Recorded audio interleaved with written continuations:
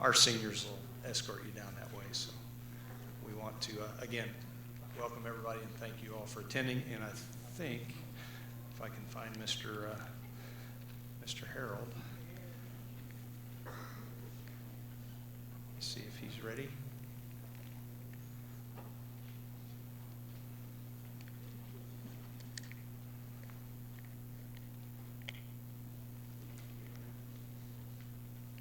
And you may hear this in the announcements, but the class of 2010 is the 100th graduating class from Austin High School. So they are a bit special to us too.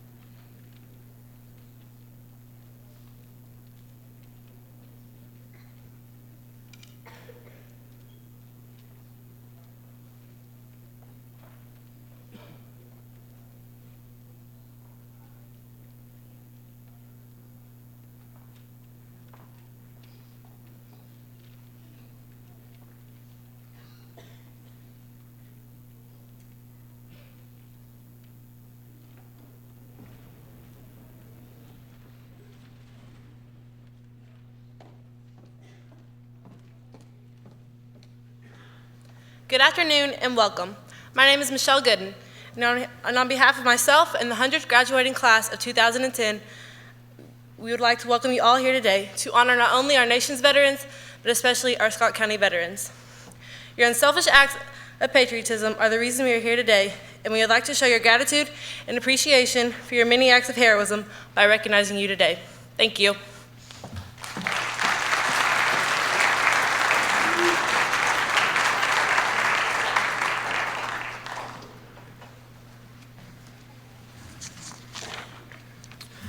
Good afternoon. My name is Sean Mayer. On behalf of myself and the class of 2010, I would like to thank you for attending today's Veterans Program. It was during the War of 1812 at the Battle of Baltimore on the night of September 13th, 1814. It was the first time for more than 18 hours that anything had been quiet. More than 1,800 bombs were set off that day, but Francis Scott Key at the end of this entire day saw through all the smoke and only to find that our flag was still standing. Reaching into his pocket, he took out a pad of paper and began to write his thoughts, which would later become the national anthem of the United States of America. Now would you please rise as the Star Spangled Banner will be played by the Austin High School Band under the direction of Miss Andrea Mitchell.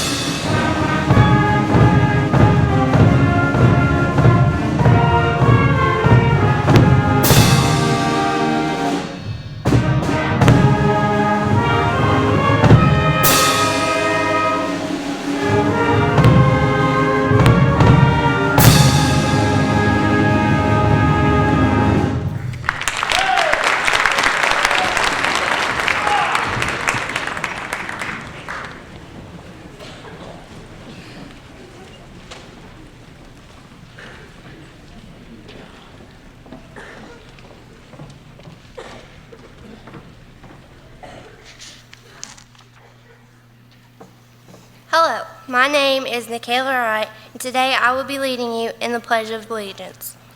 Before we begin, I would like to give you a brief history of the pledge. Born in 1855, Francis Bellamy wrote the original Pledge of Allegiance in August of 1892.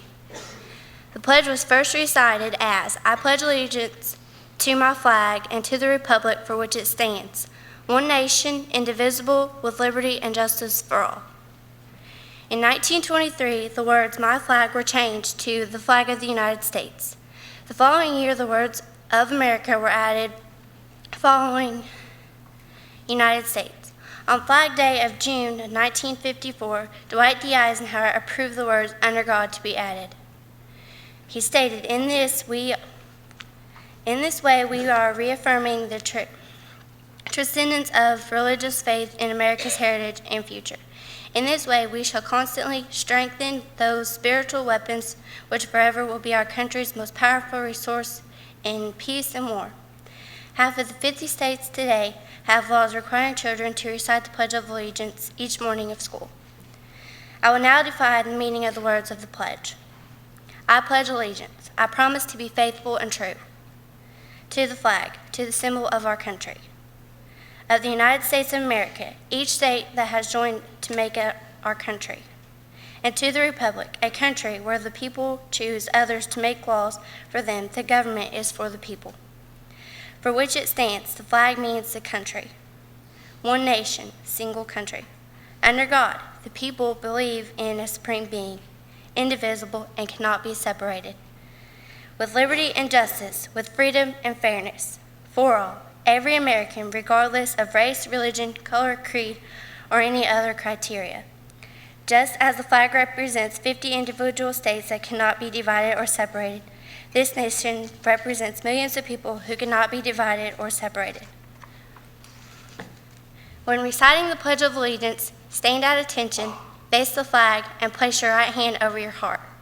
If you are not in uniform, remove your hats and hold them at your left shoulder with your right hand over your heart. In uniform, remain silent, place your right hand over your heart, and face the flag. Would everyone please rise and face the flag, joining me in saying the Pledge of Allegiance.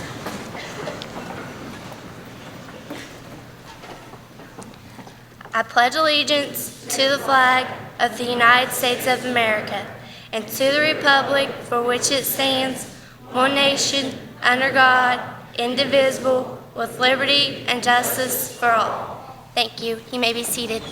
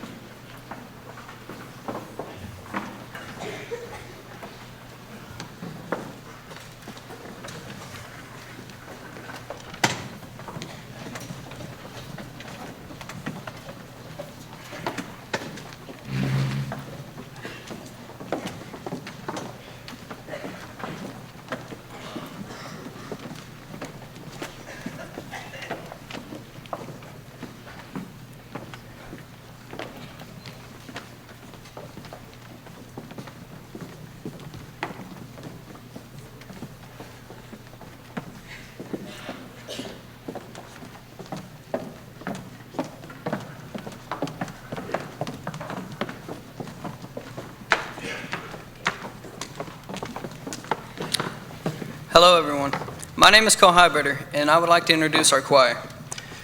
And thank you for attending this year's Veterans Day program.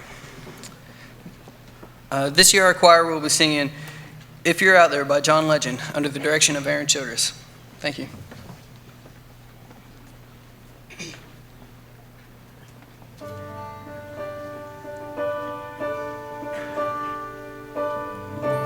We were looking for a song to sing, search for a melody, search for someone to lead. We were looking for the world to change. If you feel the same, then go on and say, if you're out there, sing along with me. If you're out there, I'm dying to believe that you're out there.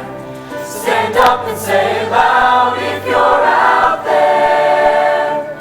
Tomorrow's starting now. Now.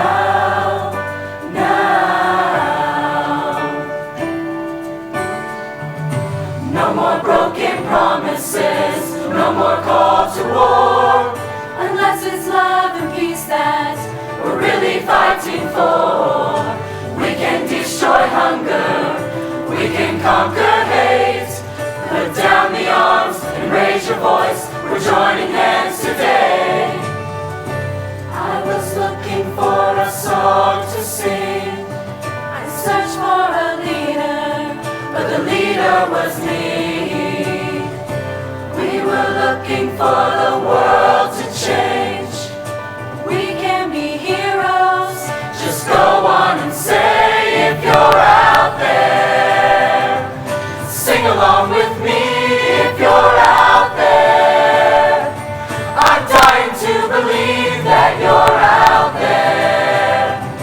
Stand up and say it loud if you're out there. Oh, if you're out there, are you ready now? Say it loud, scream it out if you're out there. Sing along with me if you're out there. I'm dying to believe that you're out there. Stand up and say it loud if you're out there. Tomorrow's starting now.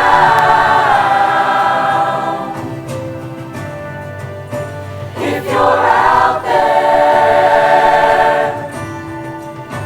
if you're out there, if you're out there, if you're out there, if you're out there.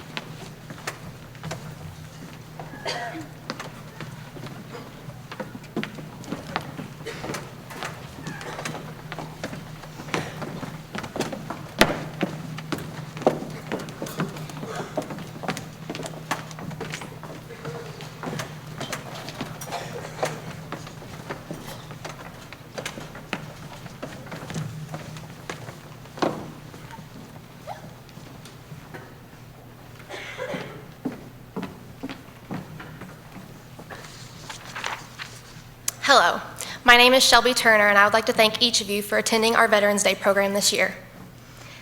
In the 11th hour of the 11th day of the 11th month in the year 1918, the world was rejoicing in celebration.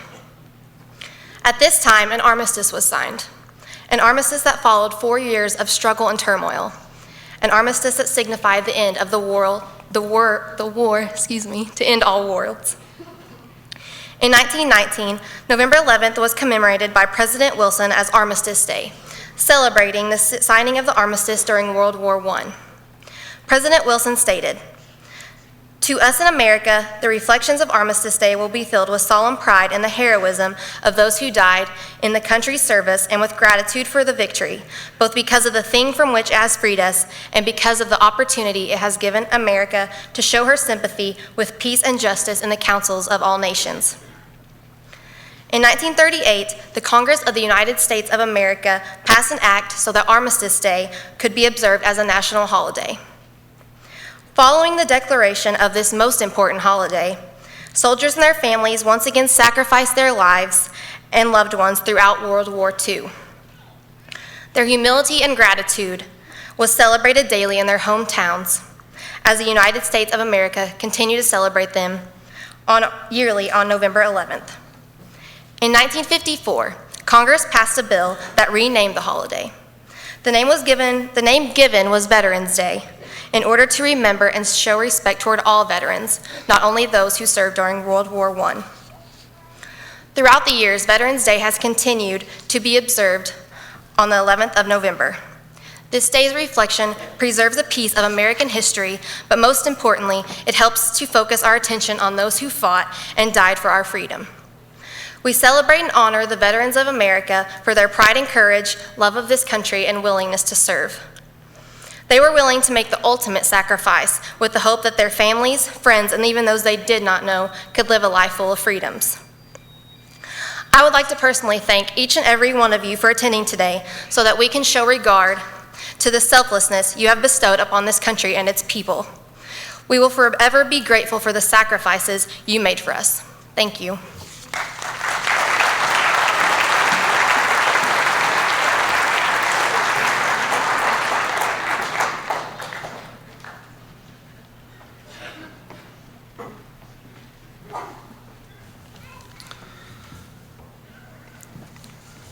Hello, I'm Tim Barnett. On June 14, 1775, the Continental Congress created the Continental Army to coordinate the military efforts of the 13 colonies. After the Revolutionary War, the Continental Army was disbanded. Congress then created the United States Army on June 14, 1784, with the primary mission to provide necessary forces and capabilities in support of national security and defense strategies. The Army is also the oldest and largest branch of the U.S. military. The United States Army flag was officially adopted on June 12, 1956 by President Dwight D. Eisenhower. Vice President Nixon presented the flag at our nation's capital in Washington, D.C. the next day. The U.S. Army flag is made up of the national colors red, white, and blue, with a gold fringe. It is still the standard size of 4 feet 4 inches in height and 5 feet 6 inches in length.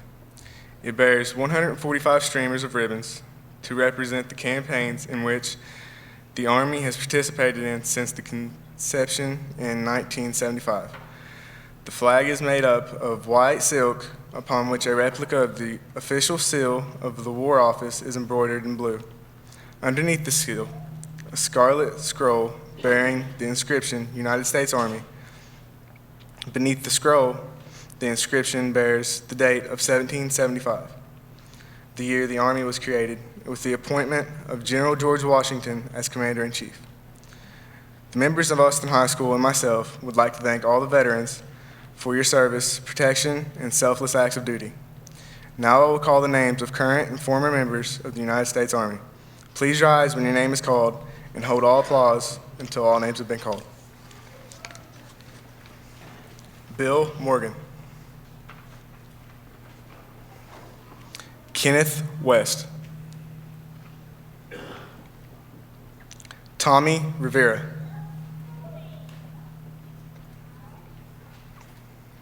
Eusebio Coe. Don Collins.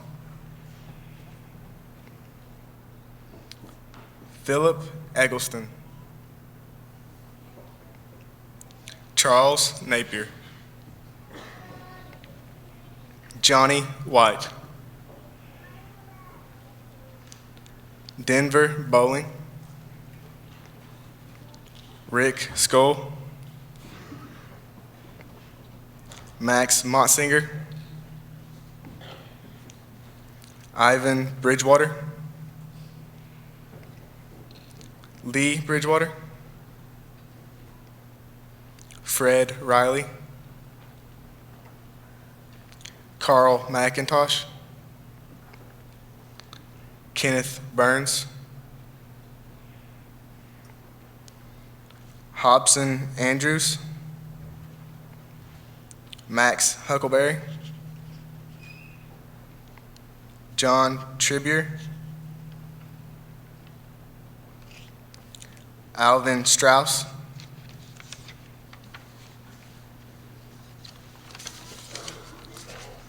Jack Hander. Lorid Meeks.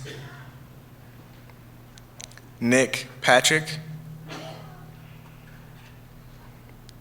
George Gasser. Ned Smith.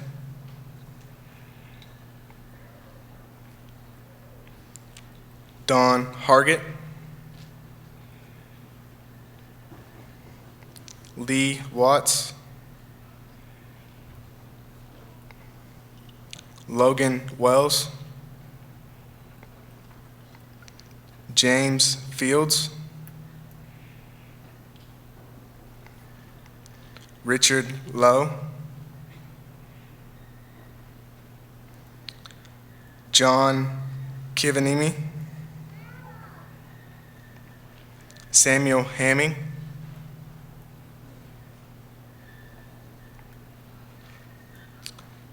Gilbert Gims, Bill Dunn,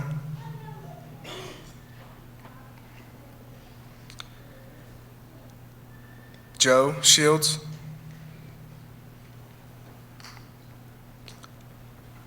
Brian Curtis Barrett, Mark Lewis, Don Davidson, Rick Horde,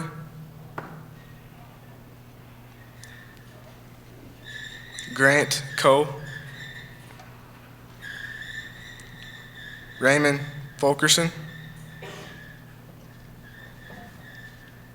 Monty Mount, Marilyn Osley, and James R. Jones. Thank you.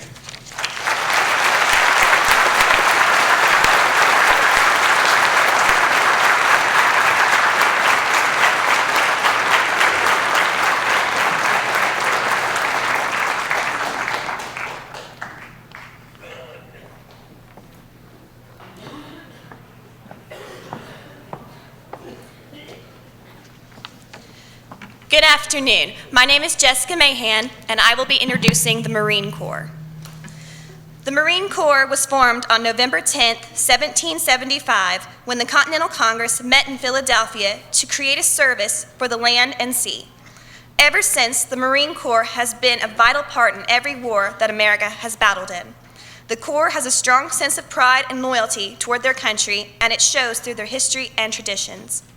Semper Fidelis is the motto of the Marine Corps. It was adopted in 1883 and is Latin for always faithful. In the past, Semper Fi Mac would be used as a greeting between soldiers and veterans. The saying is more than appropriate because there has never been a mutiny or even the thought of one in the history of the Marines. The official colors of the Marines are scarlet and gold, which are displayed on the Marines' flag along with the Marines' emblem. The flag includes a scarlet field and a gold fringe. In the center of the flag, a crested eagle is depicted with its wings spread while standing on the western hemisphere. In the eagle's beak is a scroll with the inscription Semper Fidelis. A foul anchor is displayed behind the planet. The globe on the U.S. Marine emblem signifies service in any part of the world. The eagle they selected for the Marine emblem is a crested eagle, a type found all over the world.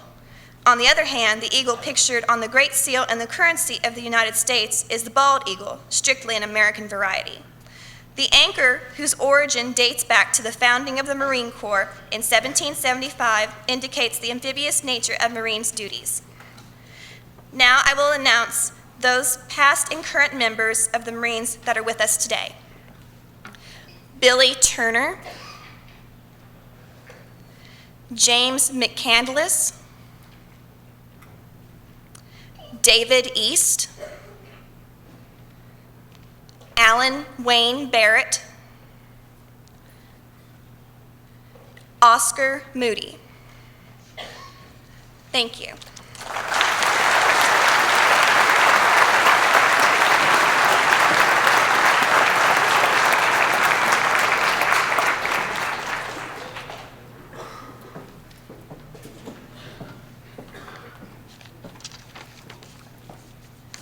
Good afternoon, ladies and gentlemen. I'm Katie McIntosh, and I would like to thank you for attending. I would also like to give a special thanks to all the veterans who risked their lives for this country. I would now like to present to you a short history of the United States Navy. The Navy was established on October 13, 1775 in Philadelphia, Pennsylvania by the Continental Congress. The Navy played a very modest role in the Revolutionary War, their goal being to intercept British supply coming into Manhattan. As this country grew, the size and duty of our Navy grew as well. Early naval vessels were weighed down with sails and hulls of wood, but during the Civil War, these were replaced with metal hulls and rotating gun turrets. These ships were the forerunners for the mighty battleships that were used in World War II. Also during World War II, naval aviation was born. Throughout Korea, Vietnam, Desert Storm, and Iraqi freedom, the United States Navy has played a vital role in protecting our country. I will now announce the past and current members of the United States Navy that could join us today. Please stand when I call your name to be recognized, and please hold all applause until all members have been recognized. James O. Turner, Carl Napier, Bob Hubbard, Virgil Barrett, Kenneth G. Couch, Robert Lester Crane, Robert Craig, Charles Hillary, Donald Furnish Jr., Michael Thompson, Noah Spicer, and Willie Ray Wooten. I would like to thank not only the United States Navy veterans here today, but all the veterans. Your service to our country is truly inspirational and will not be forgotten. Thank you.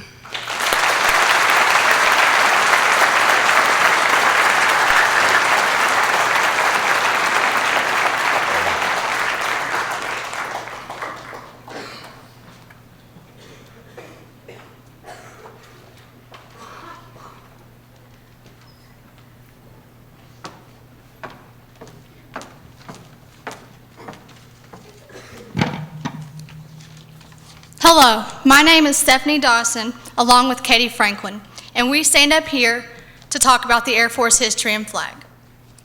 The Air Force was formed on September 18, 1947.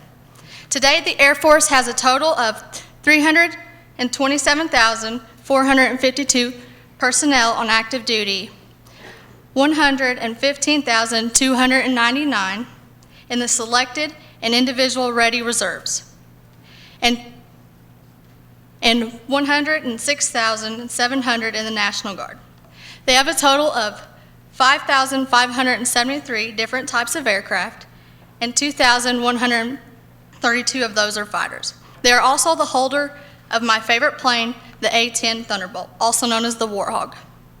They represent the colors ultramarine blue and the Air Force yellow, and they say their motto, all above with pride. The Air Force flag was officially adopted by President Harry S. Truman on March 26, 1951. It consists of the coat of arms, 13 white stars, and the Air Force seal, all on a blue background. The 13 stars are said to represent the 13 original colonies.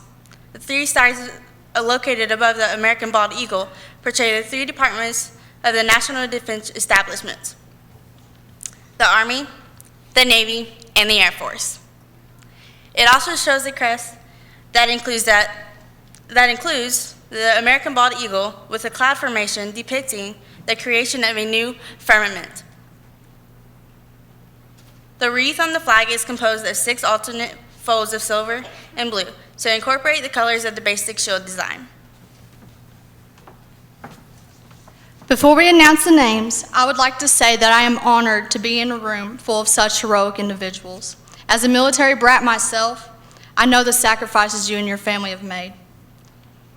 Your sacrifices has given a homeless family a home, a starving family food, but most of all, you have given the world hope, the hope that one day we will all be able to live in the world peacefully, without fear, and to unite as one. All the blood you have shed and the tears you have cried for our country is the reason why I say I am proud to be an American. We would now like to announce the names of the following Air Force veterans. Please rise when your name is called, and please hold all applause until all the names have been called. Tom Sexton. William Fisher. Tom McCandless. Larry Ritchie. My father, Chief Ray Dawson. Jack Hickerson. Bob McQuarrie. Wayne McLean. Richard Hackler. Thank you. And God bless.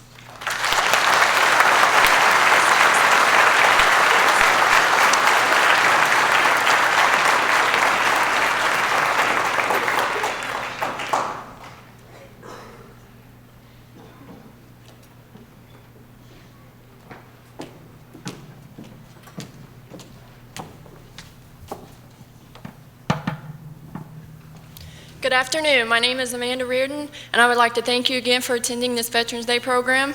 I will be telling you briefly about the Coast Guard. The Coast Guard was established on January 28, 1915 as a military organization. The United States Coast Guard is part of the Department of Homeland Security during peace times and is responsible for patrolling the shores and helping in natural disasters. In the time of war, the Coast Guard can operate under the Navy. The last time they operated as within a hull was in World War II. Use of individual combat units within the Coast Guard is more common. The Coast Guard is always ready when needed. I would like to thank you again for coming. Thank you.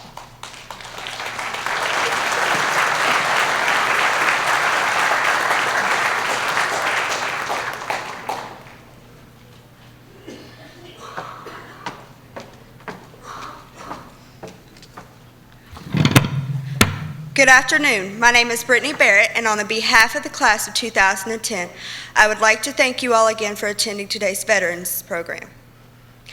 I would also like to thank all of our veterans for their bravery and sacrifices that they have made to keep our country safe. The National Guard was formed on December 13th, 1636.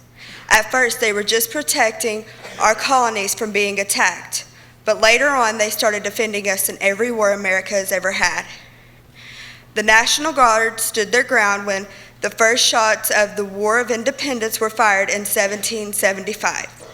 During the War of 1812, they fought the British and their Indian allies. During the Mexican War, they provided 70% of American troops. The National Guard in the past was mostly deployed for natural disasters, but since 2003, most of the soldiers in the National Guard has completed at least one tour of duty in Iraq. The National Guard has done so much for our country, and I would like to personally thank them and all of the other military enforcements for working so hard to protect us all. At this time, I will call the names of the brave men and women in the National Guard. Please stand when your name is called and hold all applause until the end. Jim Day. Dell Roberts. Walter Green. Brian Curtis Barrett. Sandra McFarland. Thank you.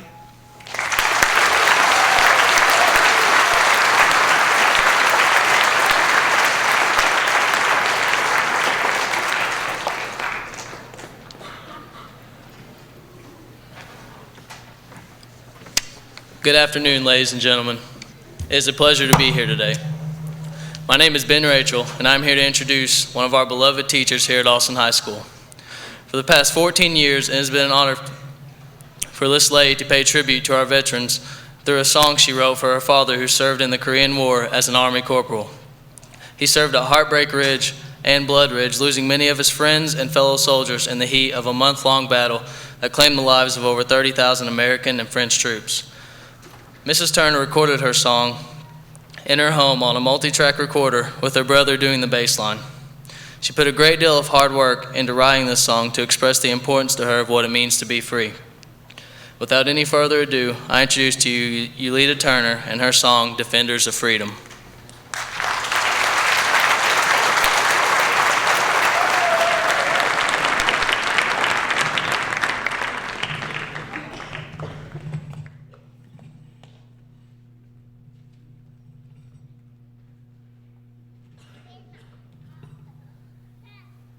It certainly is an honor for me to be able to do this for you every year. And Dad, would you stand up? I never ask you to do that, but this is my father, just representative.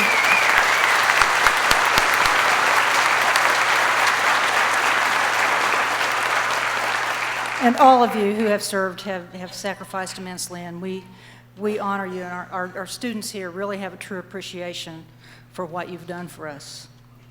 I commend you, all of you.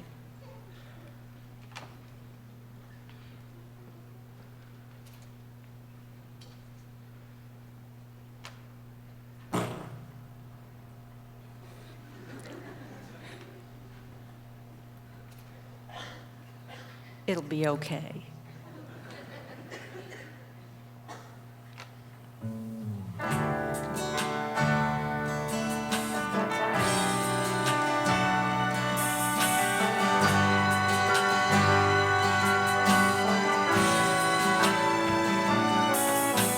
Perfect shining rows of white stones glisten in the sun. Best sacrificed at Normandy, Heartbreak Ridge, Iraq, Saigon, heroes of their Constitution's truth. In quiet honor now they lie, though on foreign fields they died, and the flag still flies.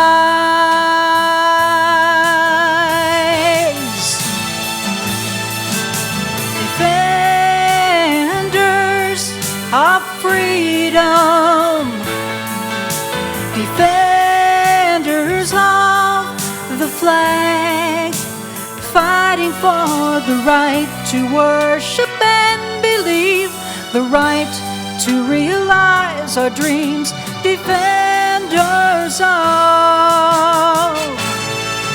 the flag.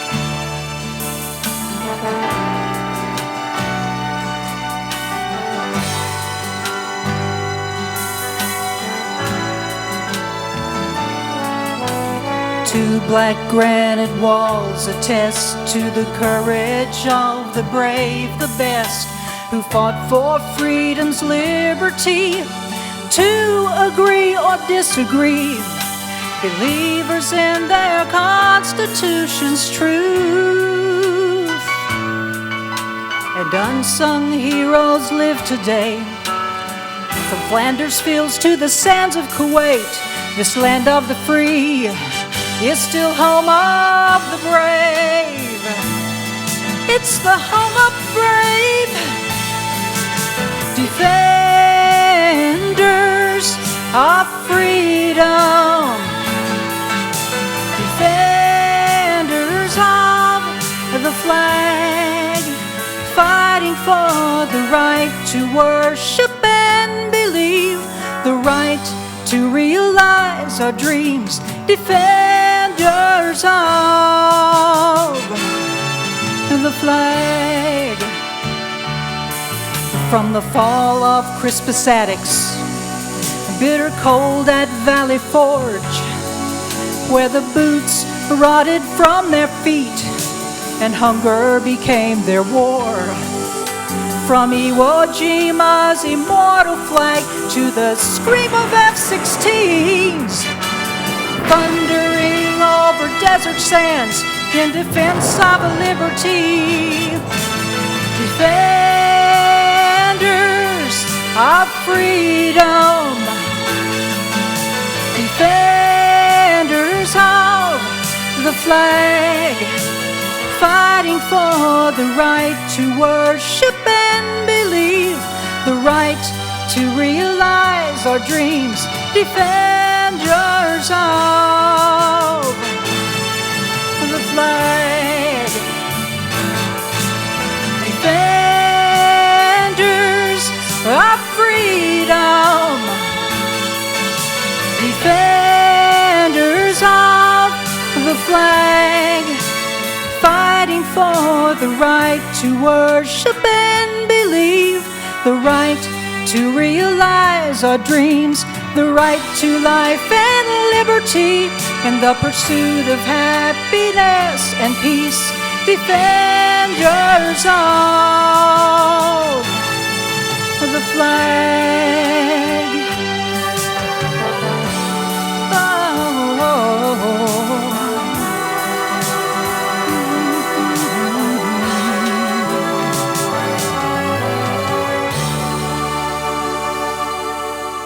Thank you.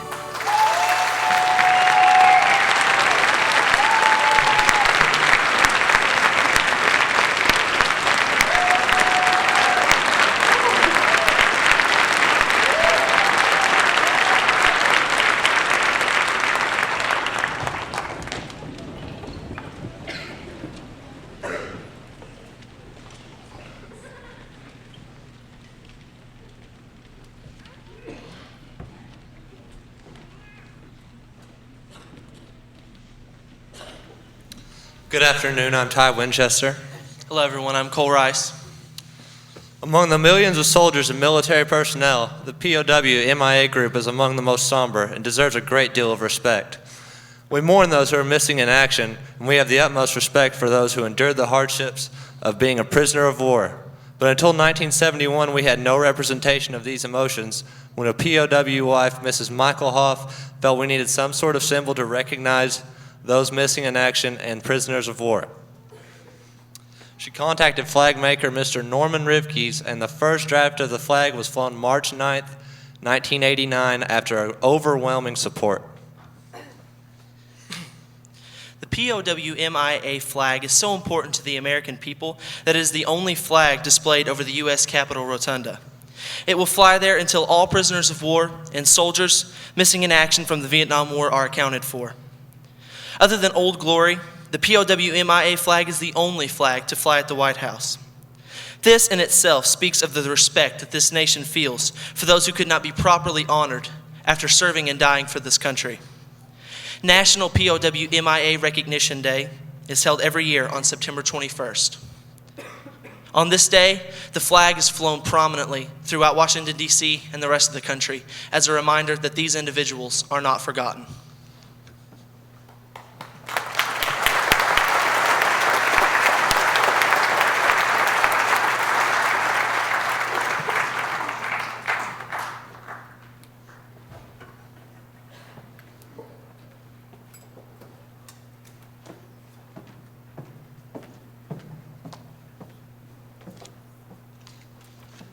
Good afternoon. My name is Lisa-Ann Gooden, and I'm here today to not only honor the veterans from around our nation, but those who we honor locally, more specifically, Scott County. May we now pay tribute to the self-sacrificing deeds of our hometown heroes.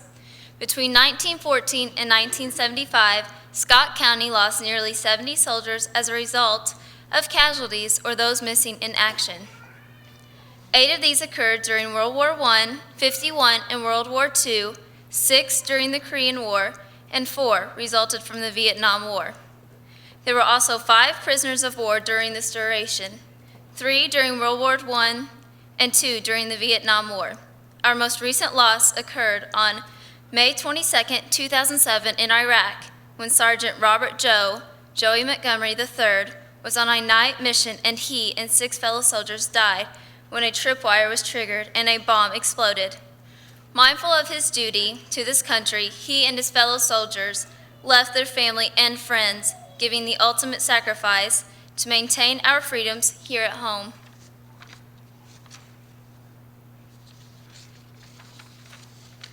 Not only did some veterans pay the ultimate price by giving their lives, but many also sacrificed treasure moments with families and friends, whether it was missing the birth of a child or missing them walk across the stage at graduation. For some veterans, leaving their youth and health behind on the battlefield was the price they had to pay. After returning home, they endured many strenuous months of rehab and therapy to learn how to walk, talk, or even eat again on their own. Our veterans have stood steadfast and strong, continuing to protect and fight for freedoms and places around the world with conditions we can't even begin to imagine. The price of freedom is a costly one that our veterans have never backed down from paying. They have always had the courage to answer the call to duty. There are no words that can express the gratitude we feel for your selfless acts for our country. You have set aside the comforts of home, the love of your family, and companionship of friends to answer this call of duty to our nation. So today, we honor all American veterans for their patriotism, love of country, and willingness to serve and sacrifice for the common good. For that, we thank you and commend you. Thank you.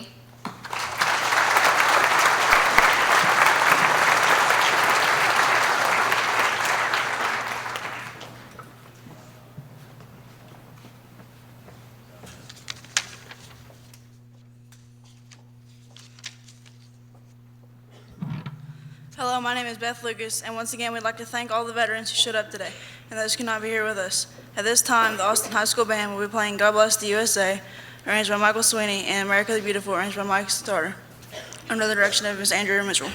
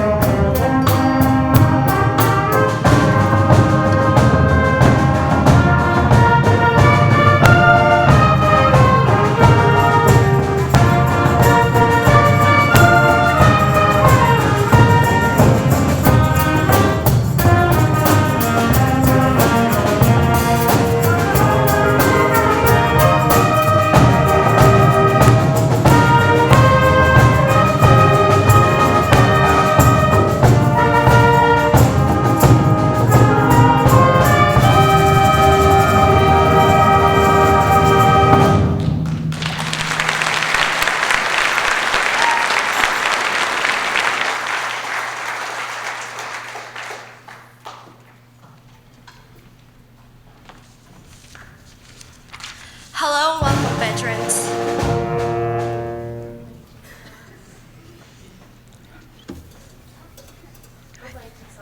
Oh, go ahead.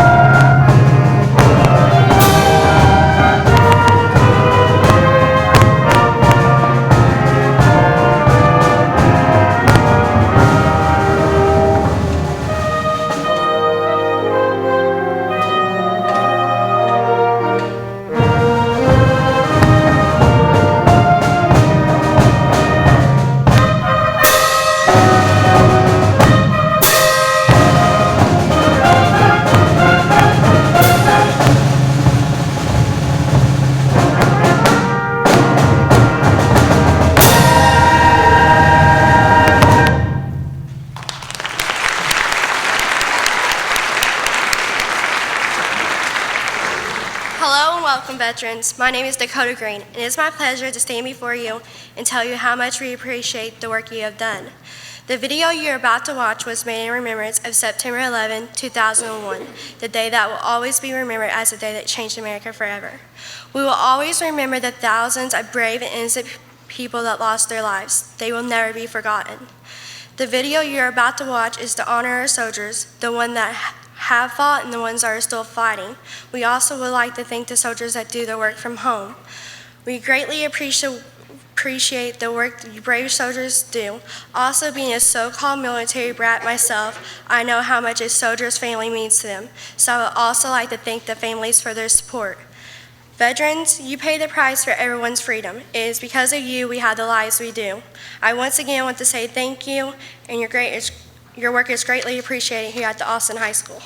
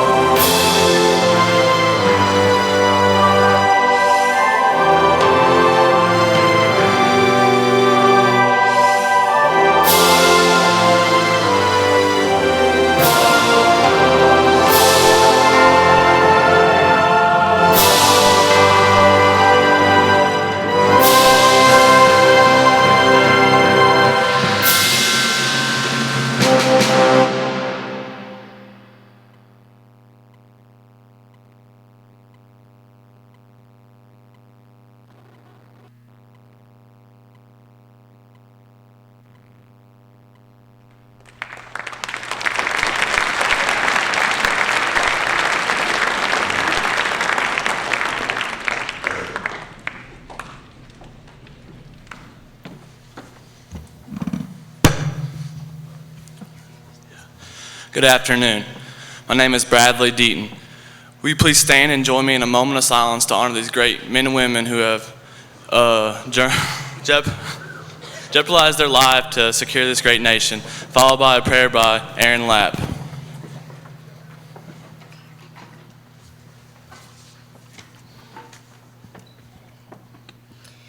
Thank you, Lord, for another beautiful day, and Lord, for all that you've given us. Lord, I pray that you would bless the veterans that have so proudly stood before us, Lord, and we ask, Lord, that you would bless them and that you would honor their sacrifice, Jesus. Lord, I thank you that we've been able to give credit to them today, and Lord, our country would not be what it is today without the armed forces and their sacrifices. The price that they have paid and are still paying is beyond what we can ever imagine. And Lord, lavish your blessings on them as they continuously put their lives on the line for freedom, for the freedoms that we so fortunately enjoy. Lord, be with and comfort the families of those lost in battle, for we can never compensate for their loss. Bless and care for all of our active veterans and military.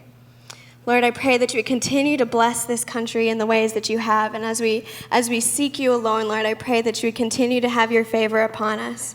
And Lord, continuously guide us in every way that we go.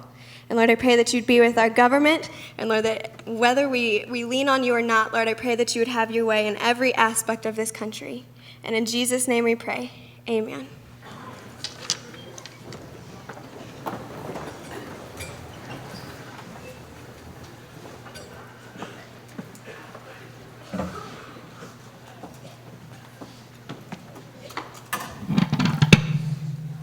Hello, my name is Latasha McIntosh, and today I'm here to introduce the bugle known as taps. General Daniel Butterfield created taps July 1862. The first person to ever play taps was Oliver Norton from Erie, Pennsylvania. Today, taps is used in military services, military ceremonies, and concludes several military funerals all over the country. From 1775 until present day, out of all of America's wars, there have been 44 million who have served during the war times. And there have been 963,941 who have died a battle death. In honor of these, will you please rise as taps will be played by Joe Wooten and James Stacy.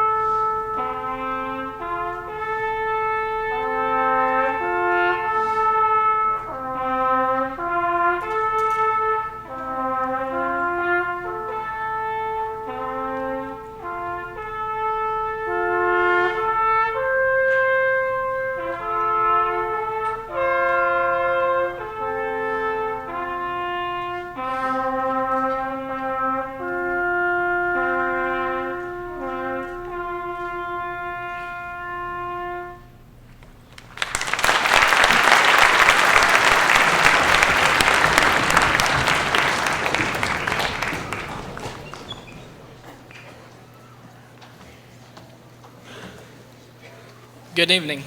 My name is Jeremiah Kearns, and on behalf of Austin High School and the class of 2010, I would like to thank everybody for coming out this evening. We have heard of the many sacrifices that the veterans have given so we can have this program here today. Henceforth, I have a challenge for each and every one of you. Whenever you see a veteran, go up to him or her and thank them. It's the least that we can do. At this time, we would like to invite all the veterans and their family to a dinner and conversation with the senior class of 2010. Before we dismiss, there is somebody else that would like to thank the veterans.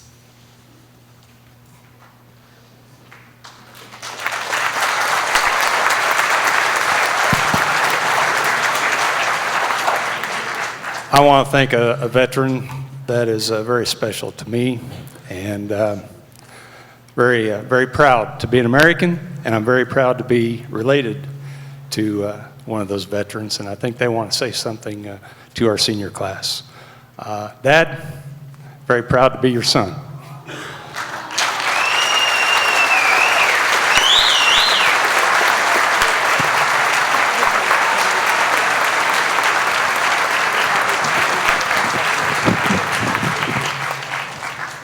I've attended several of these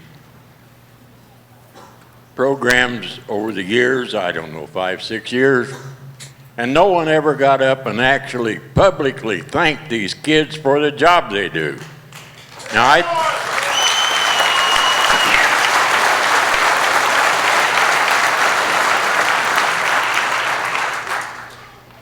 of course, I was in the school business for a couple of years, and I think not because of anybody who is here, but you've got a bunch of good kids. I was able to attend the Hoosier Honor Flight in April that took us on a one-day trip to Washington, D.C. to see the World War II Memorial and Arlington Cemetery, one day. Now, it was very emotional. But by the time Miss Turner gets up and sings her song, you attend these ceremonies, they are pretty emotional too. So thank these kids and thank the faculty, except for one of them. But this has been enjoyable. And I was able to get my daughter's friend to come with us, who was a pilot in Vietnam, and I think he enjoyed the program too. So thanks a bunch and keep doing it.